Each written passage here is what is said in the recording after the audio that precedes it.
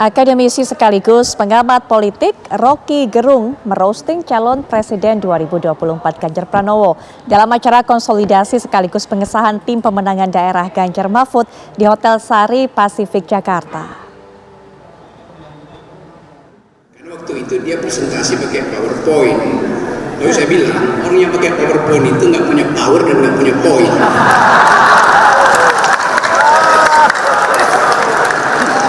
Tapi bagi seorang calon presiden, yang dia ucapkan itu akan jadi arsip negara. Karena itu mesti pakai PowerPoint.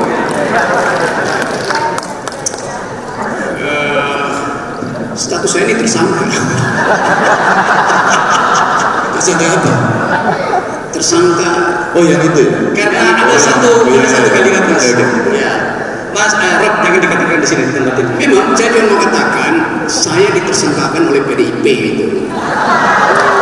Bukan oleh Ganjar, oleh PDIP itu. Angin memiri. Kita mulai dengan pantun dulu ya supaya angin memiri di pantai Makassar sambil bermain layang-layang. Aku berdiri bersama Ganjar sambil menunggu Anies datang.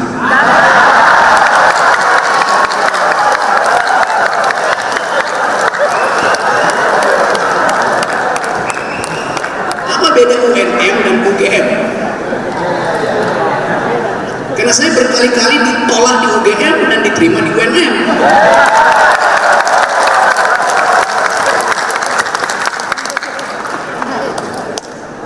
Bedanya, beda capres. Tapi saya nggak peduli dengan perbedaan itu. Saya mau berbeda di dalam upaya untuk memperlihatkan apa sebetulnya ide di belakang calon presiden Ganjar tadi. Saya menyimak dengan cara saksama dan dalam tempo yang tidak cukup singkat. Beliau menerangkan problemnya. Lalu timbul pertanyaan. Biasanya yang diucapkan adalah jalan keluar. Karena problem itu ada di media massa segala macam. Problem Pak Ganjar nggak beda dengan problem Pak Prabowo dan Anies.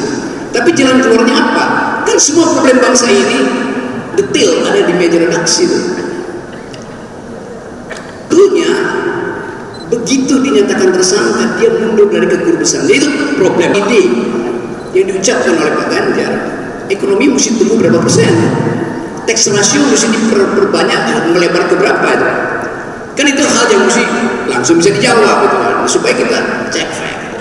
Kalau katakan ya ekonomi tumbuh 5%, ya pengangguran kita anak muda hari ini ada 60 juta anak muda yang potensi menganggur di 2030. Ekonomi tumbuh 5%, itu artinya 5 kali 400 ribu. Setiap pertumbuhan 1% ekonomi menghasilkan lapangan kerja 400 ribu. 5% itu menghasilkan 2 juta orang. Oh yang 50%